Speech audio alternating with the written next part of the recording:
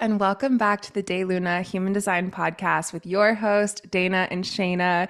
This is a solo duo episode where we wanted to talk about conscious relationships in the name of Valentine's Day and it being February. We're recording this on the Aquarius new moon, actually. And this Aquarius energy, I really love it because I have Aquarius rising in my personal chart, but it's so interesting that we have Valentine's Day thrown into Aquarius season because Aquarius season is all about the collective and that energy of really wanting to advance the collective and raise our vibration and march to the beat of our own drummer, be unique and have progress. So I feel like a lot of that humanitarian energy is felt during February. It's also Black History Month. I did want to say that I've been listening to a 1619 podcast all about African American culture in the United States. I think it's such an amazing listen. Just wanted to share that recommendation. But I love this Aquarius season energy. And then all of a sudden we have Valentine's Day. And I feel like that seems so random. Like I've seen a lot of people be like, why is Valentine's Day in February? But actually, it's perfect because the sun goes into gate 30 when we're in Valentine's Day, which is this solar plexus energy, all about this burning, passionate, romantic desire to feel. So by looking at the gates that exist in this Aquarius season, we can actually see that this Valentine's Day energy really has a perfect fit here. Yeah. And this month actually is all about relationships and nurturing your relationships and understanding how our relationships are impacting our lives and how they can be supporting our lives or not, and wanting to give to the people around us. So it's really interesting the different themes that we see coming up in February each year. And then with Valentine's Day, it's been really commercialized, obviously. But I also think that the root of it is wanting to feel life more deeply, wanting to feel more in love with your life or in love with your partner, or feel like you're here for a reason and that you're connected and you're alive. And that's like the deep root of it. But it's obviously been capitalized to oblivion, like everything in our lives is. Mm-hmm. And, really marketed in with like, red bow and a pink heart. And it's, to each their own. But I love that we're getting to talk about this today because it just feels right on time. And relationships are so important, right? There's so many things to be said about relationships, whether that's a relationship with your significant other, or whether that's your business partner or your best friend or your parents. There's so much consciousness that we can bring into it. And I think it's a hot topic because there's so many opinions and so much advice and so many don't do this, don't date that, matchmaking kind of vibes going on. And we really like to use human design as a lens that can help liberate you within your relationships and empower you to bring consciousness to any relationship in your life that you're wanting to nurture and wanting to have flourish in your life. Yeah, and it's so interesting because for Shayna and I, when we feel human design in our bodies and in our beings, it makes us feel the most excited to talk about entrepreneurship and freeing yourself in this abundance and prosperity zone and understanding your life purpose to really tap into those things. That is the realm that we have felt the most passionate to use human design in. And I think that's because that's the realm that both of us had a lot of growing to do. That's the realm where we were feeling stuck before human design and we transformed our lives in our career life purpose zone with human design. Now, other people feel really, really called to talk about relationships with human design. And for us, that just hasn't really been our number one focus, which is funny because both of us are in committed long-term marriages and use human design literally every single day of our life in those romantic relationships. And also we use human design within our own relationship with each other as business partners. So it's funny. It's like, I'm not really sure why we haven't felt the call to talk too much about relationships before. Maybe it's just something that like we felt like we weren't really focusing on. But the more I was thinking about it, I was like, wow, actually, we use human design every single day. Every conversation in our relationships, we're using this. So we really wanted to air out some of our big tips or some of the big signs that we've really noticed over the years help create that conscious relationship. And a lot of these points that we're going to talk about the 6 signs of a healthy conscious partnership. A lot of these we could not implement in our lives without the wisdom of human design. Yes. And before we dive into that, I just want to let everyone here know that we are dreaming up our next retreat or event in person.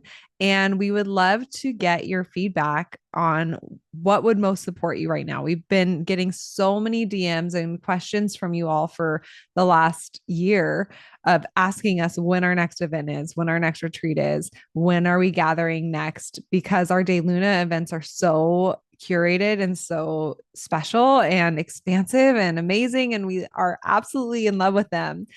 Um, and the time is now. We're feeling called to create that thing. However, there is kind of a pressure cooker on this situation because I'm due July 14th. And so we're thinking that we want to do it before I get into my third trimester. So we're thinking April, AKA a few months from now. And that's a little short notice, but it's going to be amazing. So let us know on the form. There's a link in our bio. There's a link in the show notes, and you can fill out and let us know, the duration, the type of event that you're wanting. If you're wanting to go to just a human design retreat where you still learn a lot about human design, but it's more retreat focused, or if you're wanting to do a training, either our first training or a second, more advanced training, and also the duration, things like that. So you can let us know all of the details, but planning a retreat in the United States, which has been something we've been wanting to do for a few years because it's been a big request of yours or our listeners here, is really difficult because the US is so expensive and nothing is included. Every place that you look at is either um a I don't even know how to say it, like a campsite that like you bring your own sheets and it's like you just go to like a cafeteria hall to eat, and go to the hall to watch the speaker talk, and it's just so impersonal and like bare bones. Or it's super expensive and all of the meals are literally as if you were having a wedding, where it's a buffet style, but you have to, it's like $150 per person per meal, and it's so expensive, and that would just be astronomical for everyone attending. So we've been really doing so much research trying to find the perfect place that is still beautiful but not like out of this world expensive. And the majority of places are international, like Greece or in Mexico or anywhere else except for the United States.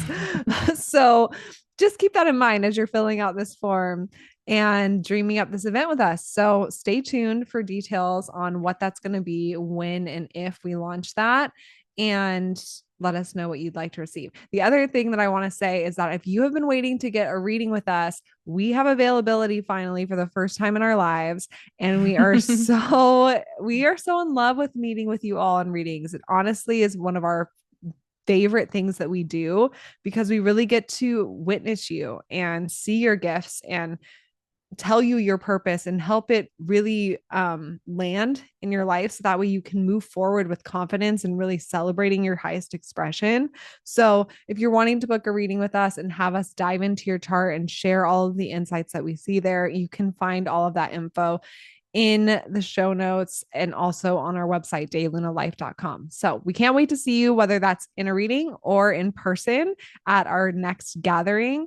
And let's get into relationships and partnership and why this part of our lives is one of the most important, because we're all here to be these puzzle pieces. We're all here to connect and receive and give from the world around us.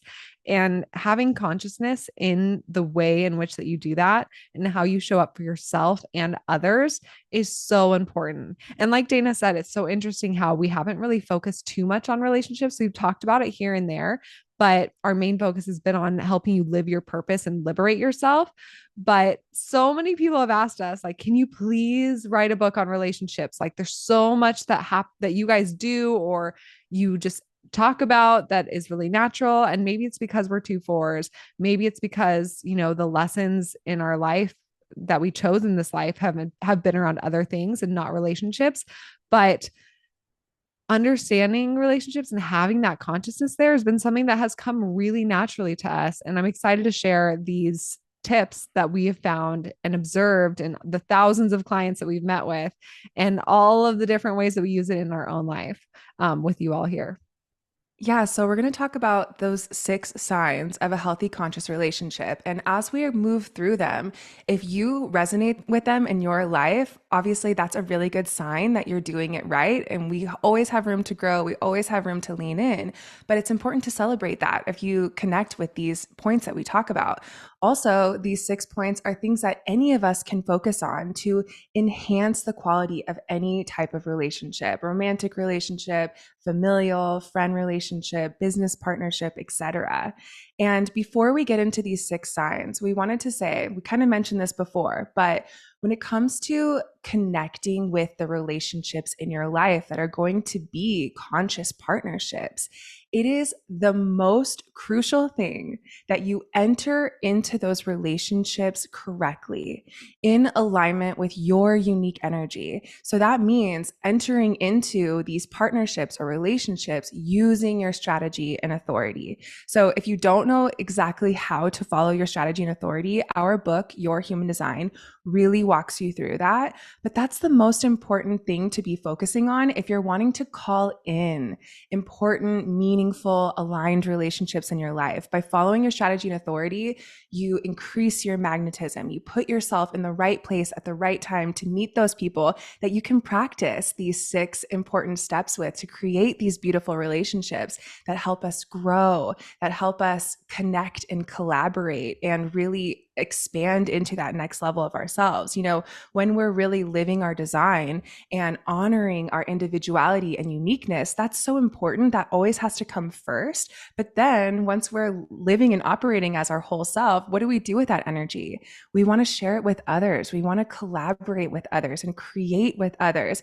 That's what life is really about. It's that beautiful polarity of being a true, unique individual and then being able to share love and give love and connect with others from that space. So if you're listening to this and you're like, well, I don't have a lot of conscious partnerships in my life or relationships in my life, focusing on your strategy and authority will start to move you in that direction where you align with those relationships.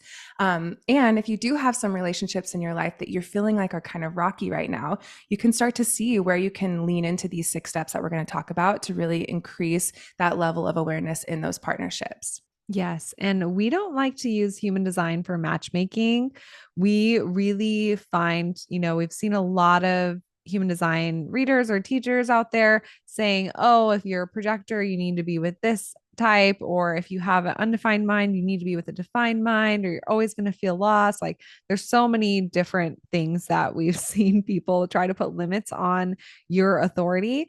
And we really believe that using your authority with your body, let's say you have sacral and you meet someone and in your mind it's like, it doesn't make sense, they live in this country and it's far away, or we don't have that much in common, whatever your mind is trying to say, but your body is telling you, hell yes, I want this person, this feels right, I have energy towards this.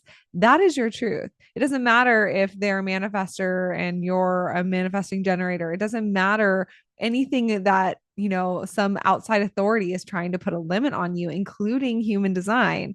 The most important thing is, are you listening to your body in the way that is correct for you? Because your body, aka your authority, is always going to be right for you in your life in this time. So the more that you can focus on that when you're choosing a business partner, when you're choosing a friend, or when you're choosing your partner, it's always going to set you up to get the best scenario or the best energetic alignment out of that relationship.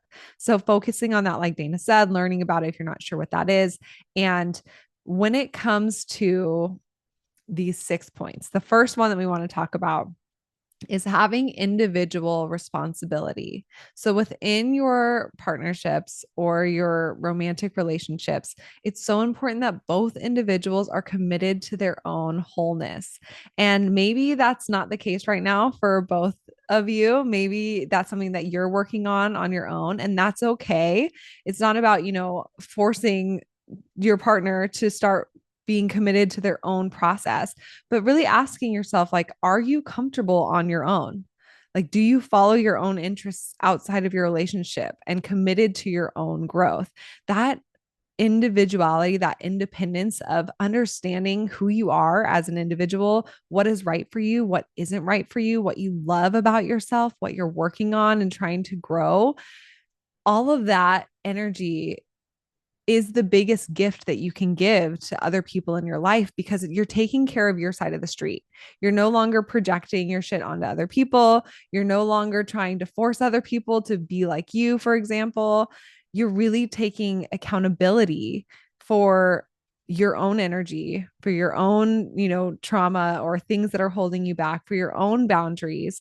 And it allows you to give space and hold that space for other people to do the same in your life.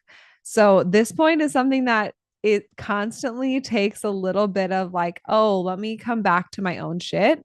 Let me come back to being accountable for my own things.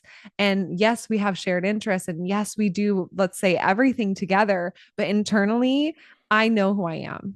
And if I don't know who I am, I'm learning and I'm asking questions, and I'm committed to myself just as much as I'm committed to this other person.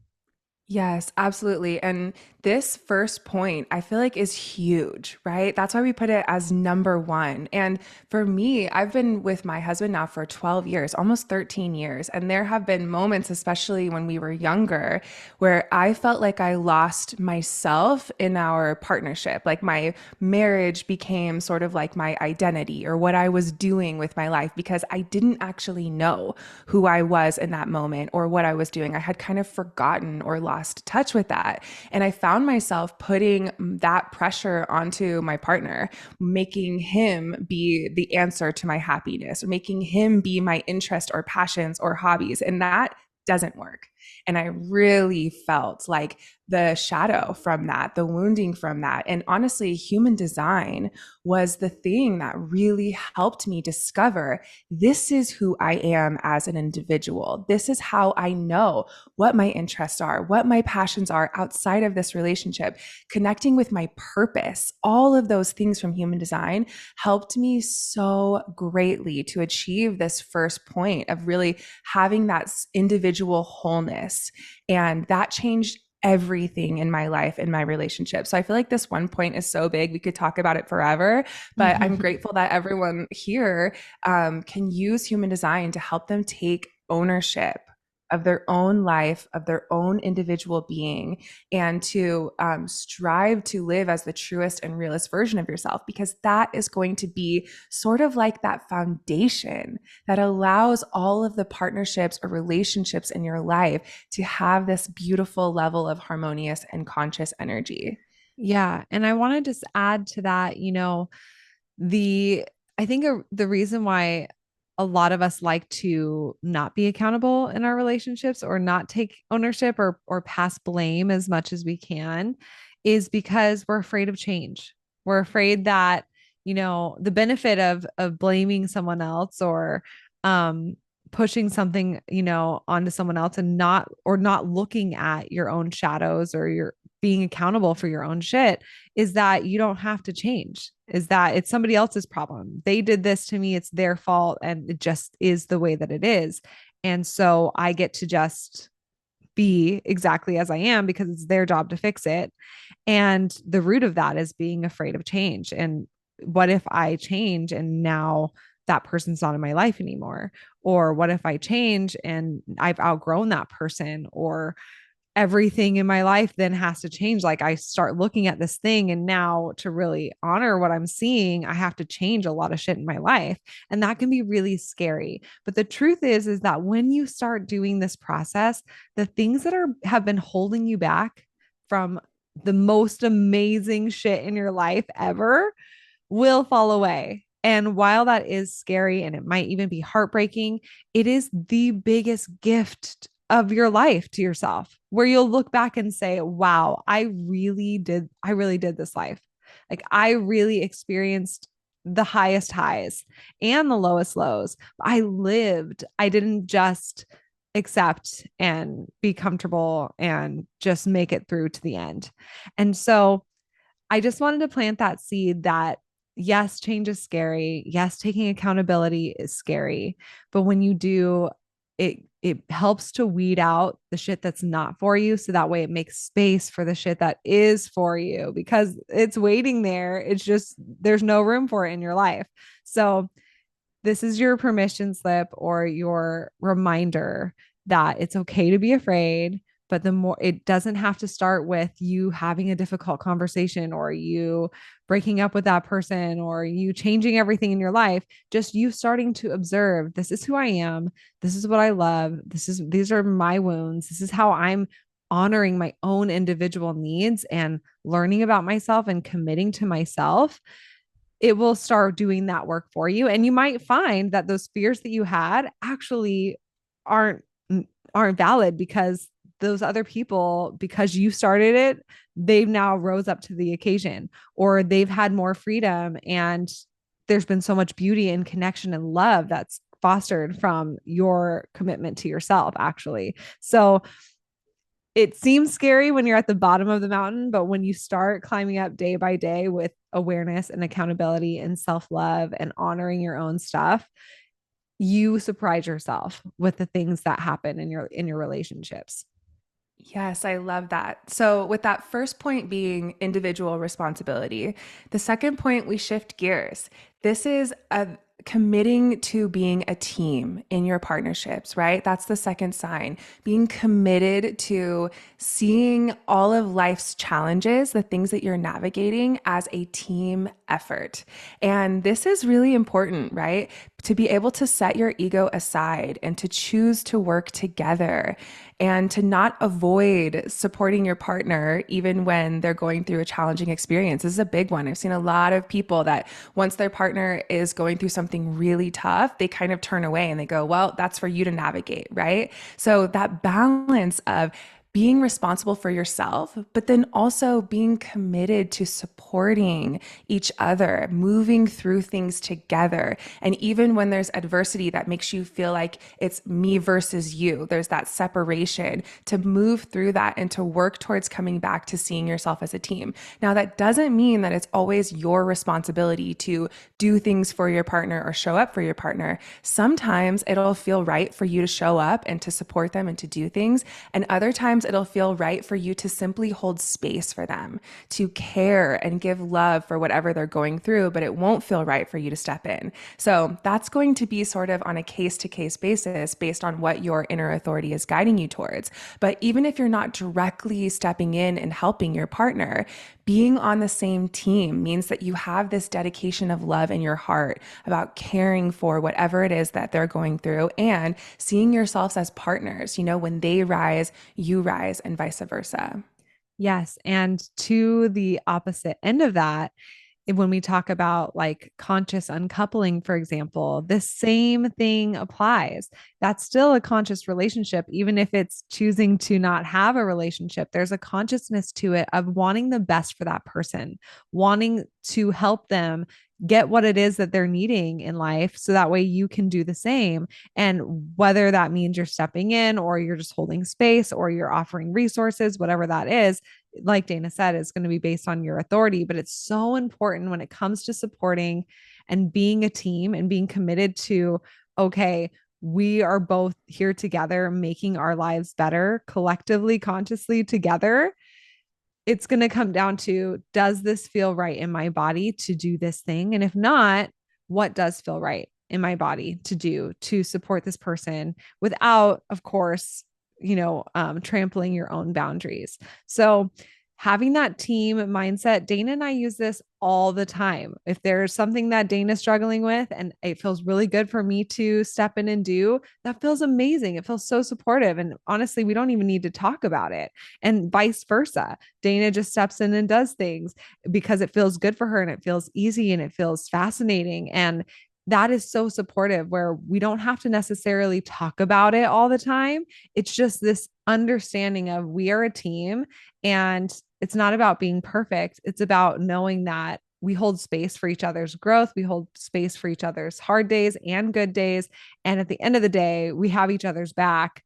And that's the underlying intention behind everything that we do, is this love of support and setting our egos aside to be able to work as a team and support each other through whatever experiences or challenges come up.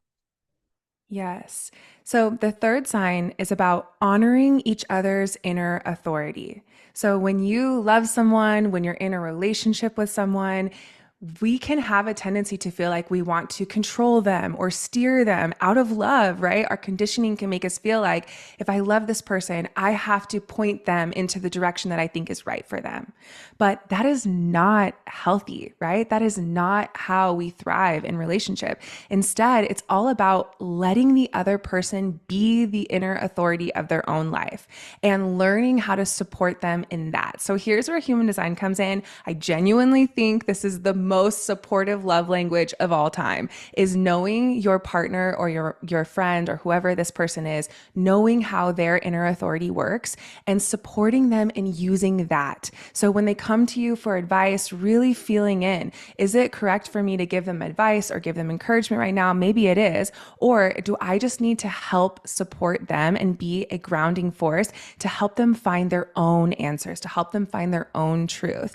And in relationships, sometimes, one person might want to do one thing with their inner authority and the other person might want to do another. Let's say, for example, a husband and wife. The husband wants to move to a new state and the wife doesn't, right? Sometimes our inner authorities can choose different things in a partnership, and that can create a lot of tension. That can create a lot of friction. That's a question that Shane and I get a lot. In our business partnership, what if one of your authorities says yes to something, but the other person says no? It's really important to take into consideration the other person's truth and to not just avoid it or push them into something else. Like, it's so important to want the other person in our conscious relationships to be aligned in their life, to have that freedom and empowerment to be their own authority and to put that first above what you would want them to do or your expectations of them.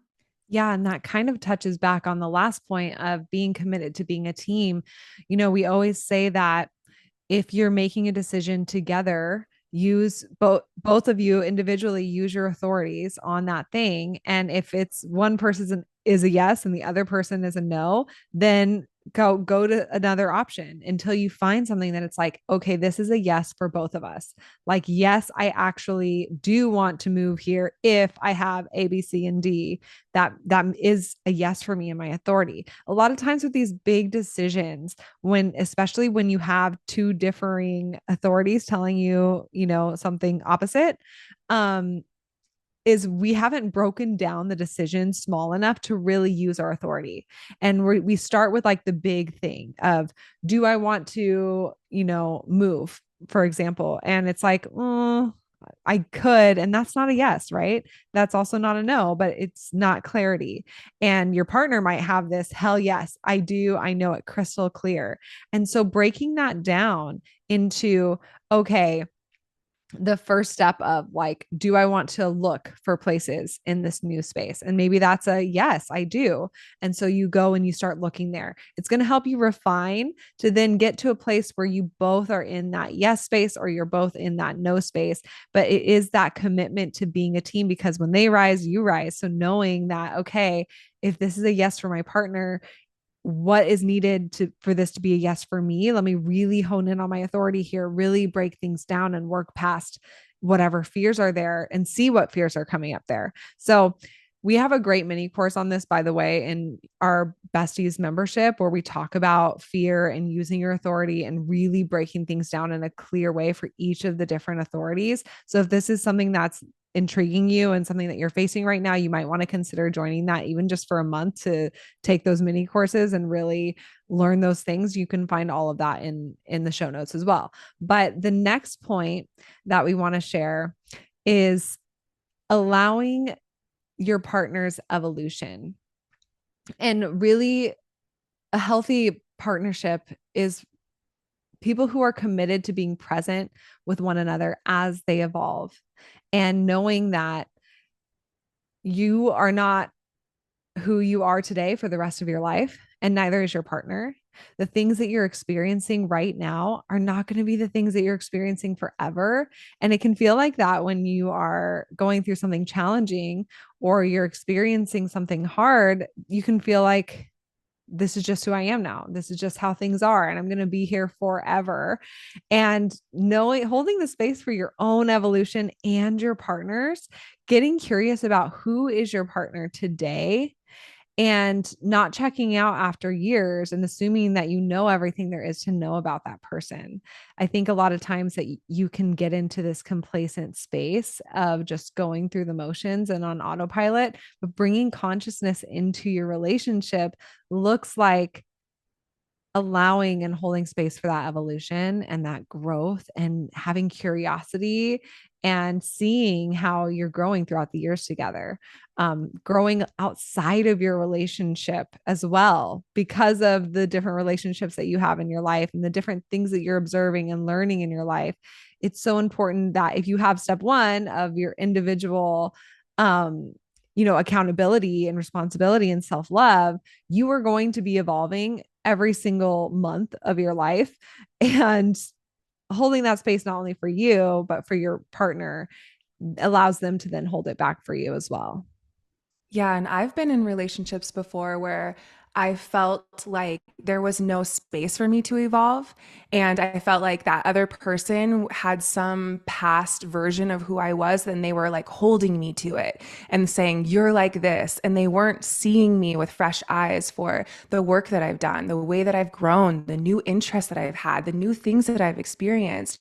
And the relationships where I felt the most loved, the most healthy, vibrant harmony and consciousness and awareness were those relationships where my evolution was celebrated and the other person was curious, was cheering me on in my evolution. I think that's such a beautiful way to love. And that point about being in a conscious relationship, needing to have experiences outside of your relationship where you're evolving on your own, and then the other person being able to see that and observe that and share in that. But also, I think it's very important to prioritize experiences that help you evolve together in a partnership, shared experiences that are new, shared intimacy and continued depth, shared playfulness, right? Prioritizing both. That's a polarity there. Prioritizing my own individual outside of this relationship, and then also prioritizing the growth and the evolution together. I think that both of those things are really important. It doesn't have to be a 50-50 balance. It's just whatever feels good to you. But I think that in general, life is about evolution. So if we bring love and appreciation for that into our relationships, that's what makes our relationships really sustainable. And the next point, number 5, is all about radical honesty and loving communication. And these two things, right? Speaking your truth with radical honesty, but remembering to do it in a way that comes from love, that comes from the heart. And it's important in order to be able to be honest. You have to know what your own truth is. So, when it comes to human design, being really clear about your authority, what is right for you, what's not right for you, knowing who you are, like all the other steps that we've talked about are almost necessary in order to be able to actually communicate your truth with honesty. And really being conscious of, am I speaking from my not self? Am I speaking from, if I'm a projector, am I speaking from bitterness right now? Because that's not really my highest truth. that's not communicating in a loving way. Am I speaking from fear or my conditioning or from my mind? All of those things can really distort or twist the way that we communicate. So it's important to be aware of those things in yourself. If you're not aware of when your not self is peeking in, if you're not aware of that, then it makes it really challenging to be able to communicate in a really authentic, honest, and loving way. Yeah. And being radically honest, it requires a lot of courage with yourself and with others. It requires you to be radically honest within yourself to even say, I have been, operating from a place of my conditioning, and I have been operating from a place of my not self. And saying that, owning that, that's being radically honest with yourself, because it's not about being perfect, right? It's not about never saying something that isn't loving or kind or helpful. It's about knowing and noticing, having awareness around the things that you're saying and doing, and owning your shit. And then being radically honest with that too, because it brings people on your journey with you. Also, it's really important here to know your emotional center dynamics. If you're defined emotional, if you're undefined emotional, and are you speaking from an emotion that you're amplifying, or are you speaking from an emotional high or an emotional low? All of this requires awareness, but it's so important that you're not holding back from speaking your truth, even when it's hard or scary, because it can feel like, okay, if I'm going to be sharing from love and from, my highest expression from my self theme, then I should hold back if it's anything less than that. And there can be fear of like, I don't want to say anything because what if I'm wrong? Or what if it is from my not self? Or what if it is from my conditioning? And so the fine line really is, first, understanding your authority and understanding who it is that you are, what your gifts are, and observing what it is that you actually are feeling. And the main key here is vulnerability. If you show up with vulnerability in the way that you are communicating with your partners, your partnerships in your life, it's going to eventually come to a place of love and kindness and understanding, because there's that vulnerability of, I'm not perfect. I'm figuring this out. I don't know if this is really how I feel, or maybe I'm just heightened right now. I don't know if this is actually what I want, but this is just what I'm feeling in this moment. And maybe I'm on a crash on my wave. Having that vulnerability and not holding back with what you're saying allows people to come and be close, be connected, be supporting you.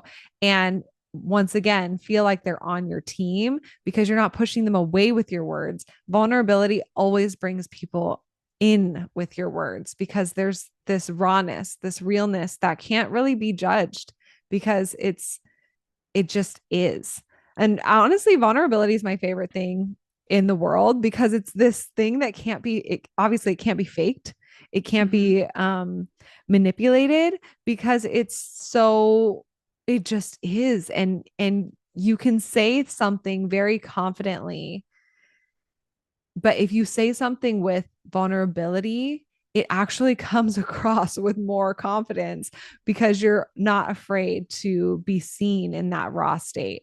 So there's a True. lot of things. It's Honestly, I could have a whole podcast on vulnerability, because it's I want to say the magic wand for a lot of shit that's wrong in the world. I've been saying shit a lot this podcast. Like, is that my word lately? I don't know. really, Yeah, I it didn't even might be. notice that. Oh, I have, because every time I say it, I'm like, oh shit, I don't say that word that much. But here I am saying it.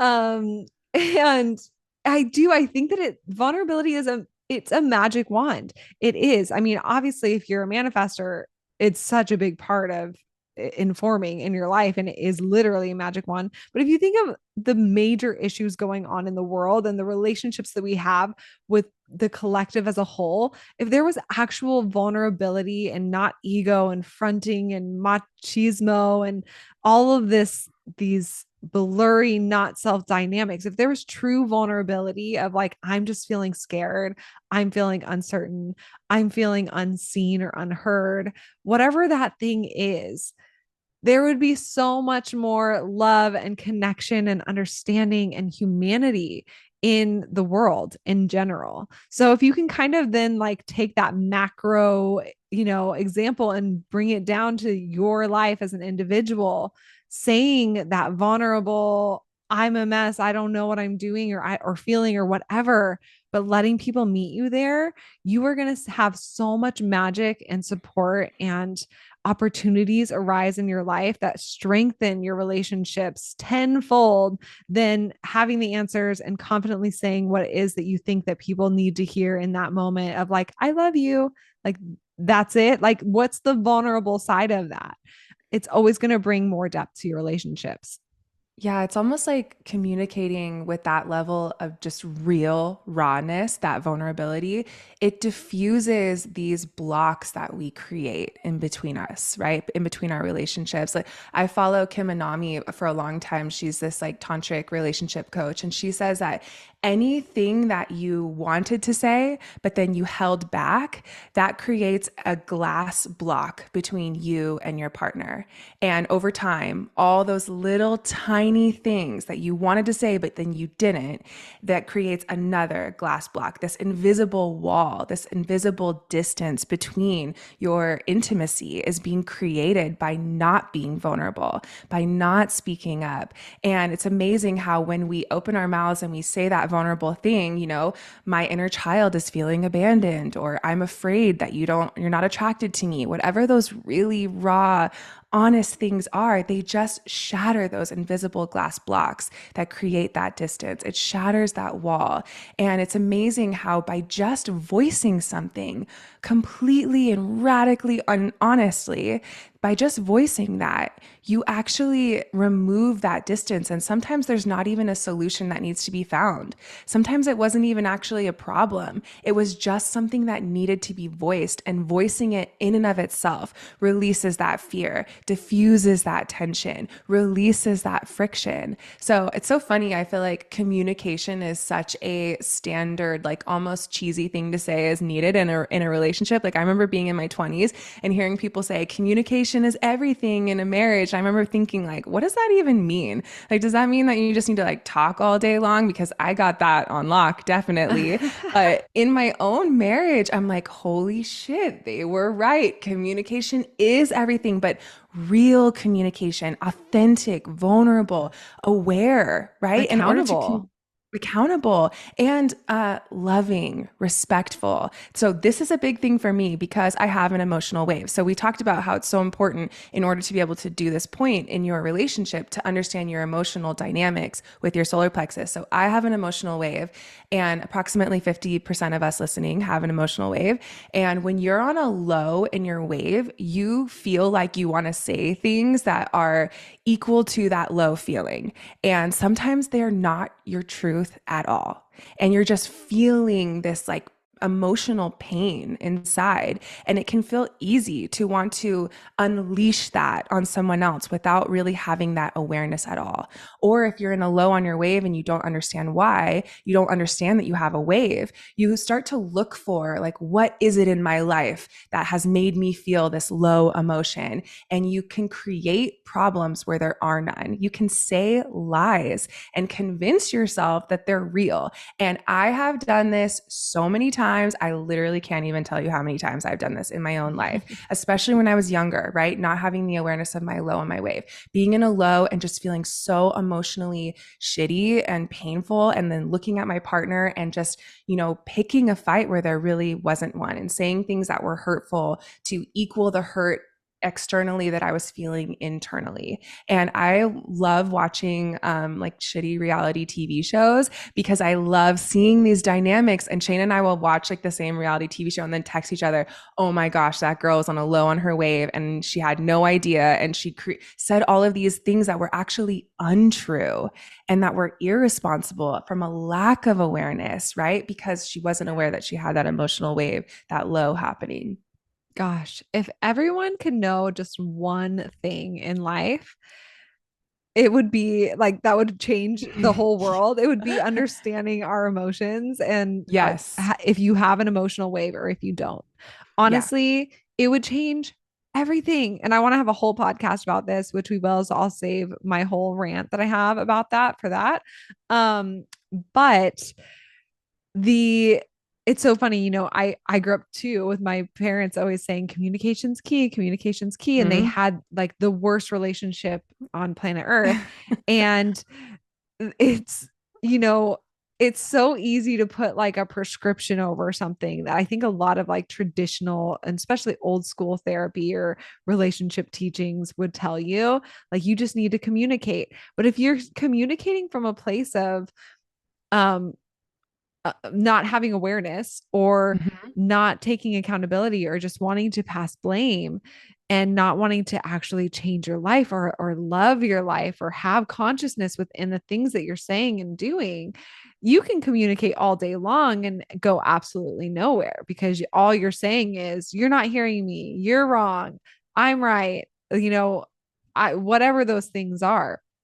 So it's so important, especially if you're in a relationship where you feel like you are not being heard in general, to go back to the previous steps. 1, 2, 3, 4, and 5, like go, or maybe this is 5, all the previous 4 steps, go back to those and really take accountability for your own energy, understanding your authority, loving yourself, fully seeing yourself, because that's going to be the only way that you hold space to allow others to do the same and really see you as well. So there's a lot that we can speak to this point, but um it has to start with you always. And you being the one that's listening to this and that's wanting to bring consciousness into your life, into your partnerships, if you just take that first step and do it for yourself, it's going to hold that space and energetically create more of that in your life in all of your relationships in general. Okay, so the last step or sign, if you will, is acceptance, accepting each other's differences. And this is a huge point. Ra Aruhu says, if you allow someone to be who they are and they allow you to be who you are, then that's love. Anything else is torture. And I really resonate with that. And I really, believe that because it can feel scary to allow someone to be different than you and fully who they are, especially if maybe you started the relationship thinking that you were the same or really connecting over your similarities. And then discovering your differences and honoring your design, it it naturally, the repercussions, I should say, of understanding your human design, which is the main thing that we love about it, is that it allows you to then understand how you're different from others and then ultimately how they're different from you, and hold space for those differences and foster just naturally a love that, honestly, up until understanding human design, has been so hard to foster that love between in like two people. So having that unconditional love obviously has to start with yourself by understanding how you're different, then understanding how they're different, and then naturally you're going to allow them to be who they are. And you trying to control someone else, it's not only torture for them, it's torture for you. So having acceptance of we're different.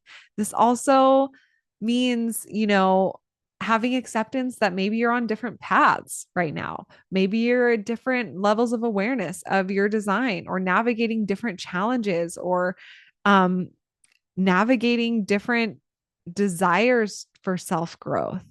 And that's okay. You don't have to be climbing the same exact step with your partner at every single day and moment in your life to be growing in the same direction or to be connected and having a close relationship.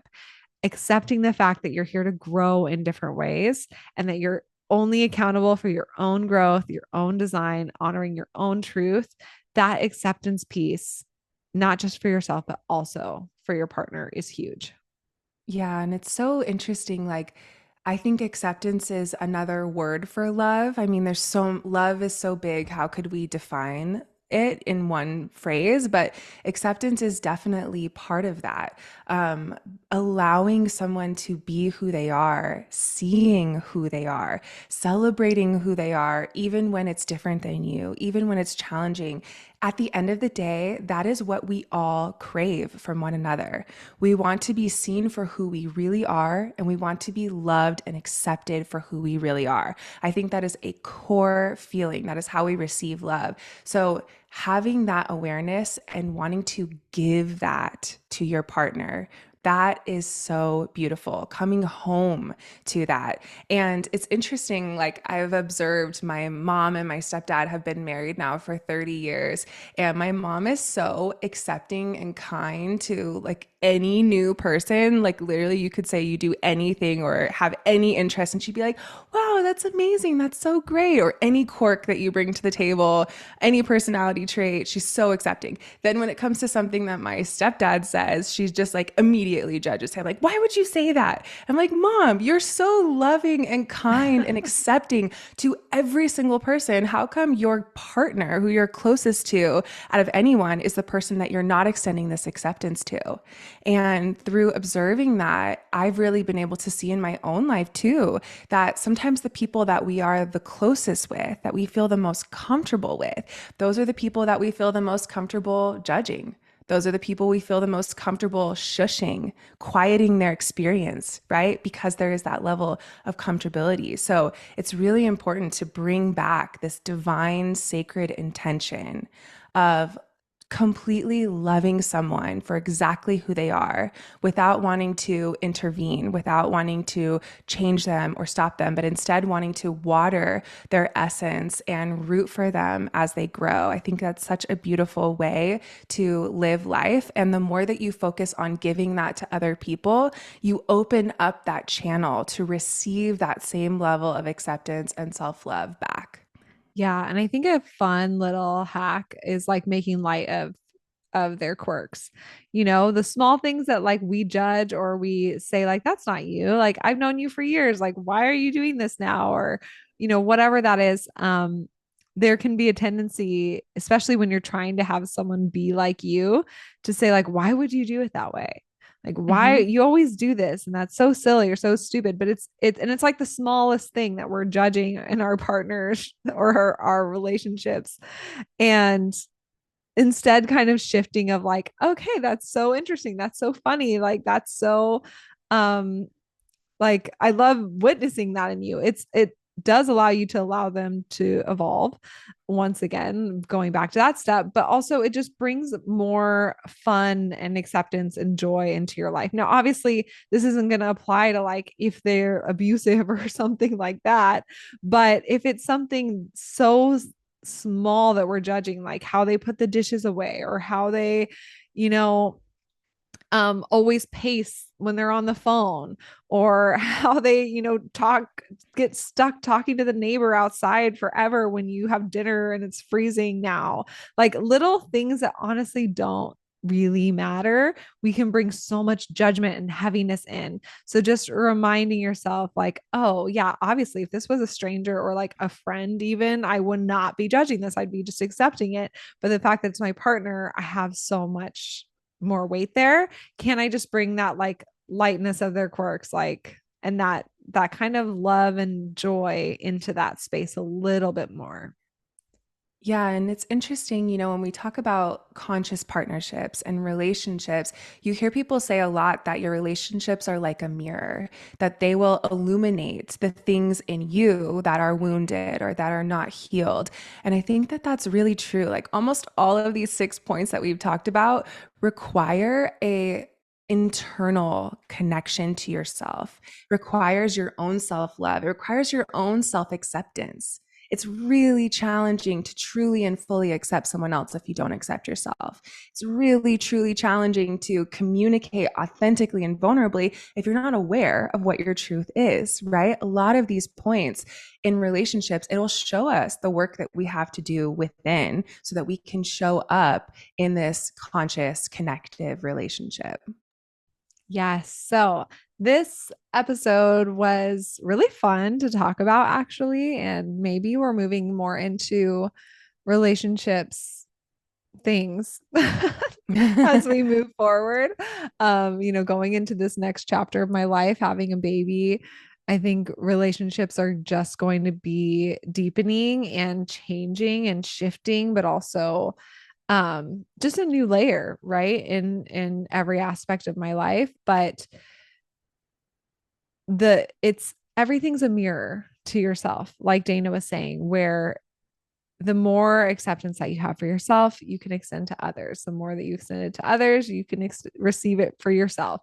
And same thing with all of these points that we've gone over. So even if you've been focused on your purpose and your gifts and your business or your work life, or, really leaning into your highest expression in what you're doing each day, that is focusing on your relationships. That is aligning you to be in the right place at the right time to meet your soulmate. So many people ask us, how do I find my soulmate? Like, I've just been looking for the one forever and ever and ever. And it really is always the same answer of using your strategy and authority, like really getting clear on who are you? Are you using your gifts in their highest expression? Because if you're not, you're going to be in a wrong place at the wrong time, meeting the same shitty guys, doing the same, you know, circles or patterns that you've been doing your whole life. And it takes changing something by really listening to your body, really getting clear on who you are, really loving yourself. That first step of individual responsibility to then bring you to meeting that person who can see you in your highest expression. Because if somebody's always just seeing you in your lowest, maybe they're not even seeing you. Maybe you're on a different frequency where they're not even, talking to you or bumping into you or swiping right on you or whatever the situation is. But if you are truly loving yourself and in your highest expression and accepting yourself and listening to your truth and listening to your body, there's nothing more magnetic than that on earth in our human experience. You simply can't not attract your person. Like, you will attract the things that are on that same frequency, the perfect person who is meeting you there and rising with you. And you'll stop attracting people that are maybe on that lower frequency, people who aren't honoring their truth, etc. So it always starts with you. Life is a mirror. And if you're wanting something, anything in life, it always has to start with you and it, cleaning up your energy, increasing your magnetism, falling in love with your life, taking life by the reins and really owning it. And that is going to bring the same reflection back to you and meet you there and take you tenfold higher. So it really is amazing. Human design is incredible.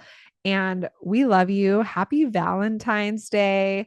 We encourage you to go do something that connects you to feeling life this week, whether that is an amazing meal, watching a movie, putting on music and dancing. We have a newsletter that came out or is coming out this week that has our favorite tips for deepening this connection to life and your loved ones that you're meant to flourish and nourish in your life. So check out that newsletter.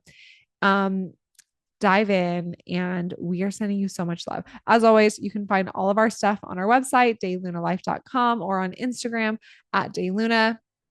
And we hope you have a beautiful, connected, conscious rest of your week. Thank you for tuning in with us today. If you like this video, be sure to like and subscribe to follow along and learn more about human design.